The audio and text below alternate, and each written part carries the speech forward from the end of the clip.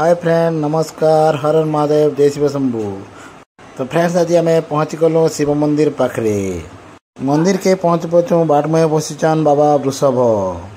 आपण मैंने भावुवे मंदिर फोटो चित्र आज कहाँ लेके देखा हो बोलिकी ये मंदिर पाखे अच्छे छूट पड़ी अनेक मंदिर सब मंदिर के दर्शन चालू करमा आम दर्शन लगे आम हाथे धूपकाठी आर सिंदूर धरिकी जाइलु।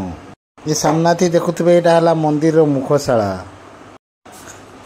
तार पाखे ठिया देखुन बाबा कैलाशपति हाथे त्रिशूल बेके साप आर भुजनी हाथे चिलम धरिकी ठिया बाबा। ये मंदिरटा अच्छे आम रेढ़ाखोल पुन्नाहाट पदा पाखे यहाँ बहुत वर्षर पुराना मंदिर है। ये मंदिर चैत मासे पणा संक्रांति दिन हेसी मेरू जेने कि 3-4 पार्टी डण हेसी। तो चलो आज आम मंदिर विषय जानमा।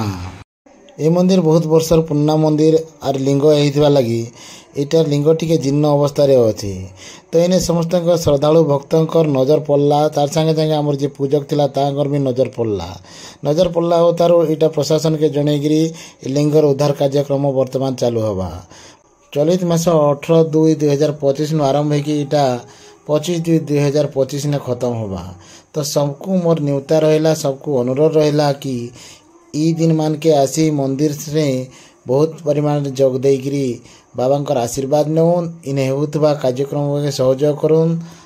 ये भिडियोटा के जिते परिमाण पार्बे से परिमाण शेयर करूँ समस्त लोग जेनता जानबे यार मंदिर में आसिक सब लोग दर्शन करबे कहीं भी जेनता नहीं भूलन। 18 तारीख में आरंभ हो 25 तारीख तक भिडियोटा आरंभ शेष तक देखवा लगी बहुत बहुत धन्यवाद।